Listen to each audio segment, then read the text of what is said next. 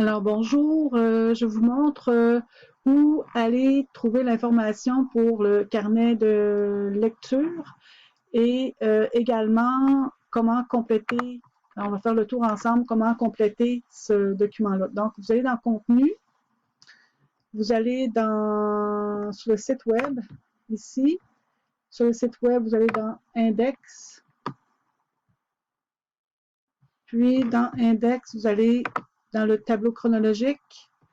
Dans le tableau chronologique, vous pouvez revoir le diaporama que j'ai présenté dans une autre présentation juste ici.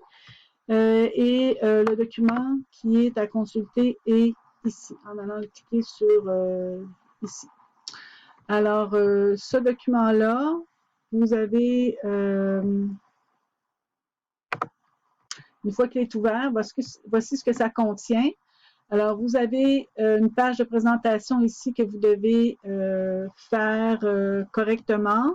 Vous allez faire cette page de présentation-là en suivant le modèle qui vous est présenté sur Bibliocité.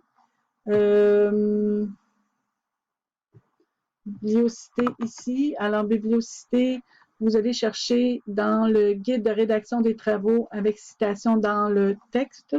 Ce document-là vous donne l'information pour la page de présentation ainsi que pour les informations pour les citations les citations directes, citations intégrales, puis comment faire les références de ces citations-là. Ce sont des exercices, ce sont des citations que vous aurez à faire, des pratiques que vous aurez à faire comme citation dans votre carnet de lecture. Ensuite, je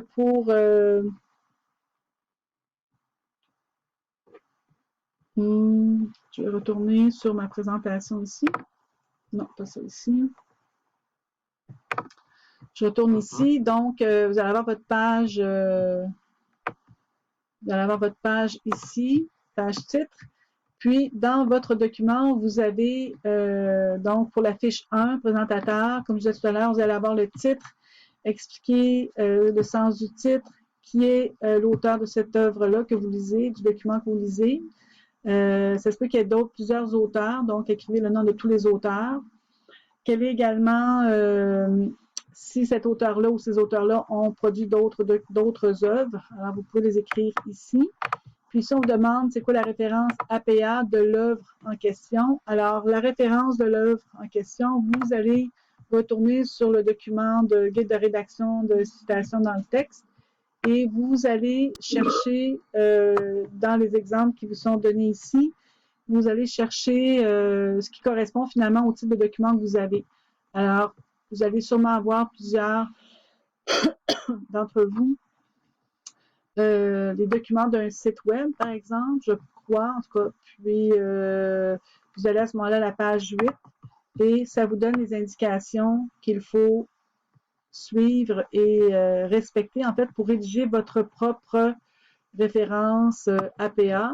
Donc, ici, vous avez le document d'un site web. Ici, vous avez les éléments qui composent la référence, donc l'auteur ou les auteurs, l'année, le titre en italique, 2 points, mention d'édition s'il y a lieu. Peut-être qu'il n'y a pas d'édition, donc vous ne marquez pas s'il n'y en a pas. Puis, le point, ensuite le lieu, 2 points, maison d'édition, puis le lien URL où ça a été récupéré. Alors, on a un exemple ici. On a Santé Canada, c'est l'auteur. L'auteur peut être un organisme ou une association. Ça peut pas nécessairement toujours être une personne. Okay? Donc, ça se peut que ce soit un organisme, une commission de Santé Canada. On a l'année qui est mis en parenthèse. On a le titre qui est mis ici qui est mis en guillemets. Il n'y a pas de maison d'édition, donc pas de mention d'édition, donc il n'y a rien de marqué. On écrit le mot récupérer de, puis on donne le lien, tout simplement. Alors ici, vous voyez un autre exemple avec un auteur. On a le nom de famille d'abord, Rothman, puis on a l'initiale du prénom suivi d'un point. L'année, le titre, la ville de publication. Ici, on a une ville de publication. c'est Ottawa. La maison d'édition, c'est l'Institut Vanier de la famille. Puis, récupérer on voit ça ici avec le lien. Voilà pour ça. Alors, je retourne aux fiches. Alors, ici, les fiches, vous avez, donc, on venait de parler de la référence APA. On a le tableau de vie de l'auteur. Alors ici, vous allez parler de qui est l'auteur, dans le fond, hein, le métier, est-ce qu'il y a une vie personnelle, professionnelle, en dehors de sa vie d'auteur. Et en fonction de l'œuvre qu'il a fait, est-ce qu'il a créé d'autres choses dans sa vie? Ça peut être, c'est peut-être un architecte, il a peut-être bâti peut-être des bâtiments qu'il a fait en particulier, est-ce qu'il a gagné des prix? Donc, vous inscrivez ça ici. Si vous avez un auteur, vous prenez un tableau en fait par auteur. Si vous avez plusieurs auteurs, il y a différents tableaux qui sont ici. Si vous avez un deuxième auteur, vous écrivez ici. Puis si vous avez un troisième auteur, vous créez un autre tableau ici. Ensuite, toujours la fiche 1, vous présentez, faites un résumé de votre lecture, dans le fond, dans vos propres mots. C'est important que ce soit vos propres mots pour éviter le plagiat. Donc, vous résumez ça ici en quelques lignes, 5 lignes à peu près. Fiche 2, on est avec le rassembleur. Alors, le rassembleur, il va regarder ce qu'il a lu et essayer d'exprimer comment est-ce que cette œuvre est originale. Okay? Qu'est-ce qui lui permet de dire que l'œuvre est originale? Ensuite, il va regarder comment l'œuvre est organisée. Et ce qui va aider à organiser comment l'œuvre est organisée ou présentée, c'est la table des matières. Ça ici, ça va vous donner une information très précise sur la planification, sur le plan, dans le fond, le plan de l'information.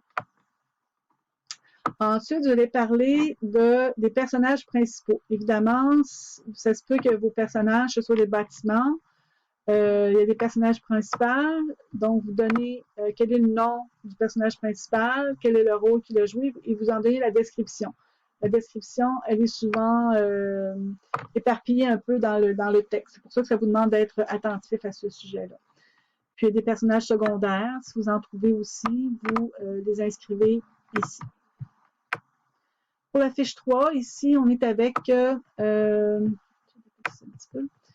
la fiche 3, ici, on est avec le cerveau. Alors, le cerveau, il va présenter les thèmes et les dimensions spatio-temporelles. Alors, il va regarder l'espace, il va regarder le temps, les époques. Alors,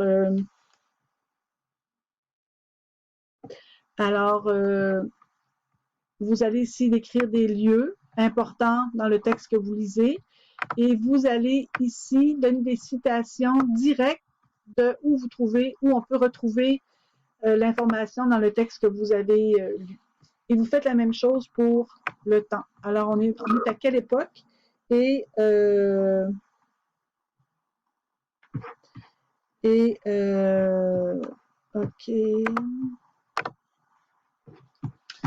Et vous le mentionnez ici, puis dans la colonne à côté, vous faites des citations directes avec la page entre guillemets, d'où vous tirez cette citation-là.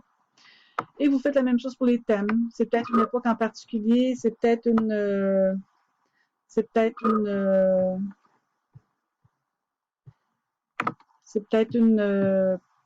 un style de construction, c'est peut-être une histoire liée aussi à la construction de ces bâtiments-là. Alors, vous mettez ces thèmes-là ici et vous la décrivez, puis vous donnez des citations directes. Pour le fiche 4, lexicologue, alors ici, on est dans le vocabulaire et expression. Alors, vocabulaire et expression, ça veut dire que vous allez repérer dans le texte des mots ou des expressions que vous apprenez ou que vous affectionnez en particulier et vous allez les inscrire ici. Je pense qu'il y en a une dizaine. Alors, vous allez donner le mot et la phrase dans laquelle ce mot est utilisé ou l'expression. Ensuite, dans la colonne d'à côté, en utilisant le multidictionnaire ou le petit Robert sur Bibliocité, vous allez donner le sens qui va avec le mot utilisé. Parce qu'un mot peut avoir plusieurs sens. Donc, c'est bien de prendre, vous allez vérifier les différents sens qui existent et vous allez choisir le sens relié au mot en tant que tel.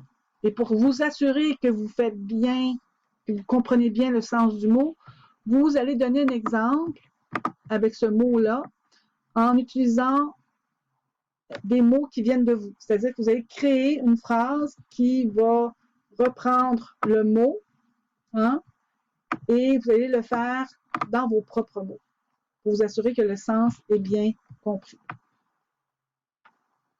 C'est la même chose pour les expressions également. Pour la fiche 5 maintenant. Fiche 5, c'est le cerveau. Alors ici, le cerveau, il va trouver des liens, pas trouver des liens, il va poser des questions sur, OK, ce texte-là, comment est-ce que, qu'est-ce qu'on peut faire avec ce texte-là? Est-ce qu'il y a moyen de, est-ce qu'on aurait pu rajouter un chapitre? Est-ce que, qu'est-ce qu'on pense? Non. OK, je vais prendre une petite pause ici. Alors, comme je disais, le cerveau va présenter des questions relatives au texte. Alors, il veut, j'ai donné des exemples ici liés à quel avez-vous ressenti à la lecture de ce texte-là, qu'est-ce que vous pensez de tel chapitre, par exemple. Alors, c'est vraiment, ce sera à vous de choisir finalement ces éléments-là, ces questions-là. Puis, les questions vont être discutées lors de la présentation du diaporama. Pour la fiche 6, de lier son environnement, sa vie ou la vie de personnes qu'il connaît en lien avec le texte qu'il est en train de lire. Ça peut être, par exemple, ah ben moi, mon père est originaire de la ville d'Ottawa, puis il a participé à la construction de tel bâtiment dont on parle ici dans le livre. Alors, on est directement dans un lien direct ici. Donc, on essaie de faire ces liens-là. Ensuite, ça c'est pour le fichier 6. La fiche 7 ici, c'est le présentateur. Alors, le présentateur va nous amener à présenter des passages. On en veut au moins 3, des passages forts dans le texte qui ont été importants pour lui et qu'il veut partager avec le groupe. Et donc, il va donner ici les pages de cette citation-là. Il va dire pourquoi ce passage-là est important. Vous avez des exemples ici de justification. Ça peut être d'autres types de justifications que ça ici, mais je vous en suggère quelques-uns. Et puis, décidez si ce passage-là est lu en groupe par vous ou individuellement. OK? Ça peut être lu en groupe par quelqu'un d'autre. Hein? Ça peut être ça aussi. Donc, c'est à vous de faire cette décision-là. Enfin, la fiche 8 maintenant. La fiche 8, ici, on est rendu à lexicologue, la deuxième fiche du lexicologue. Alors ici, le lexicologue, il va donner sa critique du style et de ce qu'il a lu, en fait. Est-ce qu'il est, qu'est-ce qu'il a pensé de la lecture et est-ce qu'il la recommande, cette lecture-là? Est-ce qu'il y a des passages en particulier qu'il a aimés? Et pour le style de l'auteur, ici, vous allez essayer d'identifier si l'auteur du texte que vous avez lu, vous semblez remarquer qu'il y a un style bien à lui. Alors, vous pouvez repérer ces phrases-là, parce que ce sont des phrases ou des mots peut-être, des expressions qui vont vous marquer. Vous allez reprendre ce style-là, puis vous allez donner des exemples de ce style-là. OK? Voilà, c'est ce que vous allez faire ici. Et vous pouvez, dans la critique ici, vous pouvez aussi critiquer le style de l'auteur, emprunté par l'auteur pour rédiger ce texte-là. Enfin, la fiche 9. Donc, je recule un peu. De la page de présentation et incluant la fiche 1 jusqu'à la fiche 8, vous allez remettre ça dans un seul groupe dans votre équipe et vous allez remettre ça dans le pigeonnier que je vais vous montrer tout à l'heure. Et la fiche 9, elle ici, c'est chaque individu de l'équipe qui doit compléter cette fiche-là. Et chacun va devoir la remettre dans un pigeonnier, un autre pigeonnier individuel où chacun va remettre son auto-évaluation puis l'évaluation de ses pairs. Comme j'ai dit dans une autre présentation tout à l'heure, les étudiants qui ne remettront pas leur fiche d'évaluation ne pourront pas obtenir les points associés avec cette auto-évaluation et évaluation par les pairs. Alors, c'est important. Elle vaut 5 points. Alors, si vous ne le remettez pas, ce sera déjà moins 5 en partant. Ensuite,